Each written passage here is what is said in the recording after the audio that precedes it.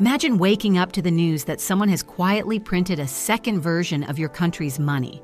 Not fake-looking notes, the real ones. Same paper, same ink, same printer, just not exactly approved by the central bank. That's what happened to Portugal in 1925. One 28-year-old, Artur Virgílio Alves Dos Reis, managed to convince a respected British printing company to run off tens of millions of escudos in high-value banknotes, the kind with explorers and fancy borders, all based on a stack of forged documents and rubber stamps. For months, nobody noticed. The economy boomed. His new bank was the hottest thing in town, and then someone spotted the financial equivalent of a duplicate key. This is the story of the man who forged a country's money supply without ever touching a printing press. Welcome to Sketch Figures, where we sketch money stories so clearly even your group chat economist can follow along. Today we're diving into the wild life of Alves Dos Reis, the guy who almost bought Portugal's central bank, using money he'd secretly had printed. We'll walk through how the perfect crime worked, how he spent it all in broad daylight, how the plot was discovered, and how it helped push Portugal toward dictatorship. Stick around to the end for a practical takeaway on how to protect yourself from too official to question money schemes, plus one mindset tip from The Psychology of Money by Morgan Housel. If stories about money gone wrong help you think about money right, tap like and subscribe so you don't miss future episodes. Context first. Early 1920s. Portugal was messy. High inflation, political instability, and a central bank, the Bank of Portugal, that had been helping the government by quietly printing extra money. Alves Dos Reis, a young hustler who'd already used fake diplomas and shady deals to climb into business circles, read a speech in which a politician hinted at a fifth, irregular way the Bank of Portugal sometimes issued notes, off-book print runs that weren't properly recorded. Reis had one big insight. If the central bank itself sometimes prints extra notes in secret, then my fake notes won't look suspicious. They'll look like one more of those secret issues. So instead of counterfeiting, trying to copy the notes himself, he went smarter, not harder.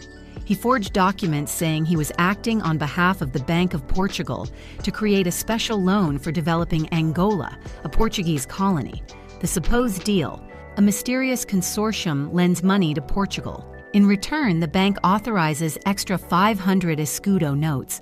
These notes are for Angola only, with Angola to be stamped on later. He got a notary to stamp the contract without reading it carefully. Then he layered on diplomatic seals from embassies and forged signatures by literally tracing them off real banknotes in his pocket.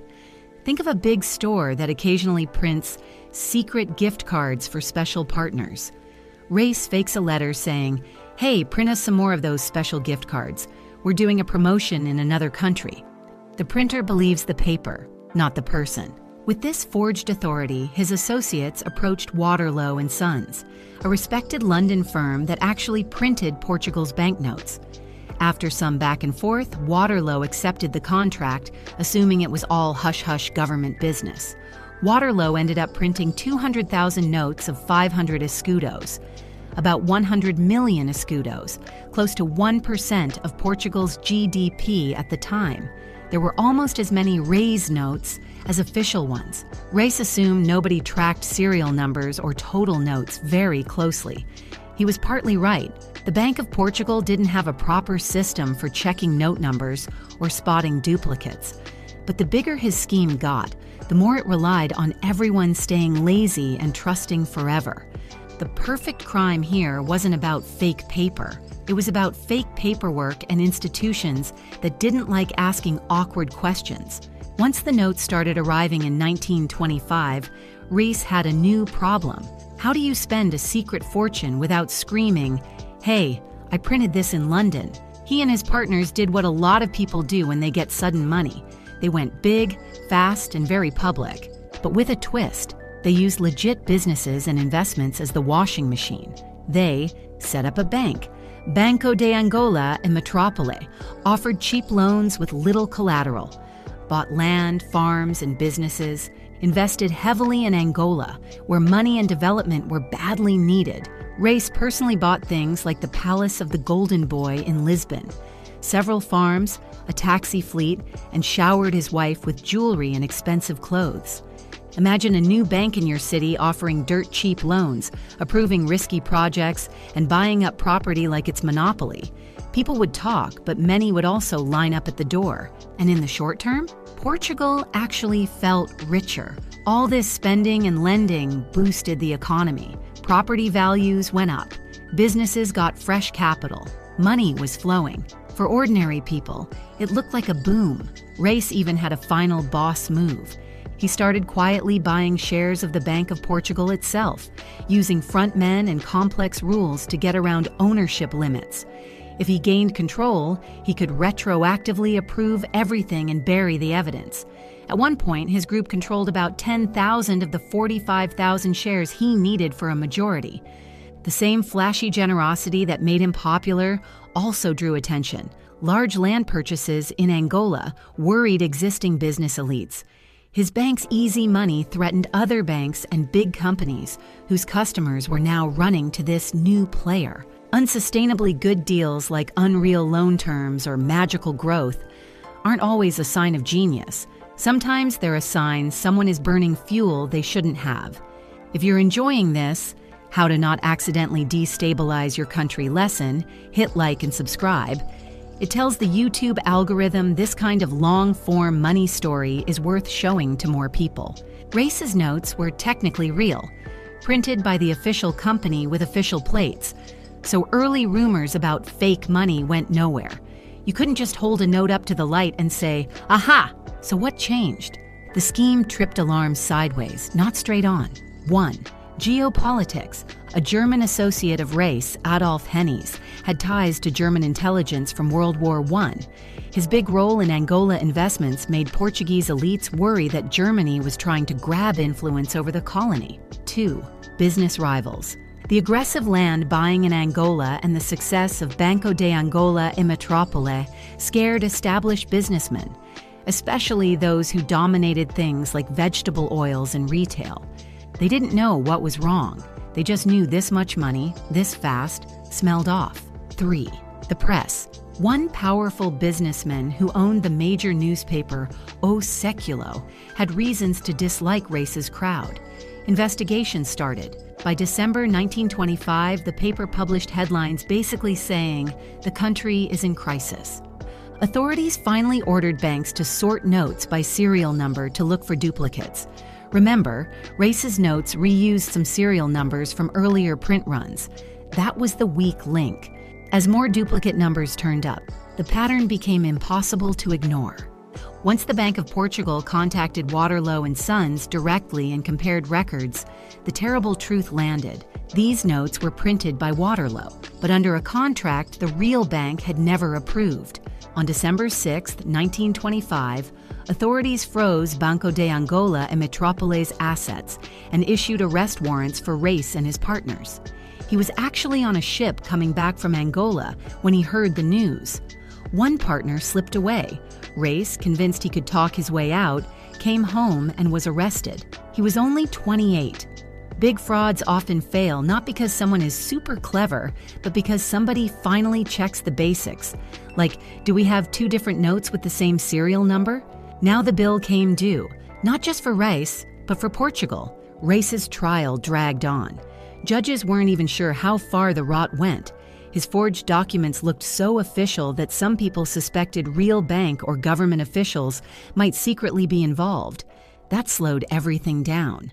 In 1930, he was finally convicted and sentenced to 20 years in prison, the maximum penalty. He served about 15 years, reportedly became a devout Protestant in jail, was released in 1945, turned down a bank job, and died in 1955, broke and largely forgotten. For the country, the shock was huge. Around 100 million escudos had slipped into circulation outside normal channels. That was almost 1% of GDP and nearly doubled the supply of 500 escudo notes. Confidence in the escudo and the banking system took a hit. The currency's credibility fell further in foreign exchange markets. The Bank of Portugal ordered all 500 escudo notes to be returned within days, trying to weed out the race issue. Politically, historians argue about how big a role this played, but there's broad agreement on one thing. The scandal was another nail in the coffin of Portugal's shaky First Republic. It helped fuel public anger and distrust that fed into the military coup of May 1926, which eventually brought Antonio de Oliveira Salazar's long-lasting authoritarian regime to power. Meanwhile, Waterloo and Sons got sued by the Bank of Portugal in what became one of the most complex cases in British legal history. The bank won over £600,000 in damages, a huge sum at the time, and Waterloo's reputation never fully recovered. Morgan Housel, in The Psychology of Money, talks about how behavior beats math. Systems fail when everyone assumes someone else must have checked this. Race exploited that. The notary, the diplomats, the printer, investors, they all trusted the appearance of authority instead of asking simple, annoying questions. When a system is built on trust but not verification, one smart liar can move mountains, or in this case, print them. Let's pull this together and grab one practical takeaway you can actually use. Alves Dos Reis shows how official-looking lies can hijack whole financial systems. Quick rewind. He spotted a loophole in how Portugal issued money, forged authority to print real banknotes, triggered a boom with his secret cash, and the discovery helped wreck trust in the old political system, and courts dragged everyone through years of fallout. Today, this means trust isn't a substitute for checks. Just because something has stamps, logos, or legalese doesn't make it safe. For regular people, that matters when you sign anything involving your money: loans, investments, even too-good-to-be-true savings apps. One practical move: when facing a big money decision, always get independent confirmation. Call the official number on a bank's website, look up the company on a regulator's registry, or ask a trusted third party to review the document. If Waterloo had simply phoned the real Bank of Portugal, this story would be boring. Mindset shift. Treat "this is secret, very special, and must stay quiet" as a red flag, not a flex. That framing is designed to stop you from doing the kind of verification that would protect you. From a behavioral angle, this is classic overconfidence and social proof. Everyone assumed someone smarter, higher up, or better informed had already checked the deal. As Housel would say, the risk wasn't in the math, it was in the people. If you enjoyed this breakdown of the man who forged a country's money supply, hit subscribe and tap the bell so you don't miss the next Sketch Figures episode. For a follow-on story, check out our previous video on Jesse Livermore, the man who made $1.6 billion in one day, then lost it all. And remember, this video is for education only and isn't financial advice.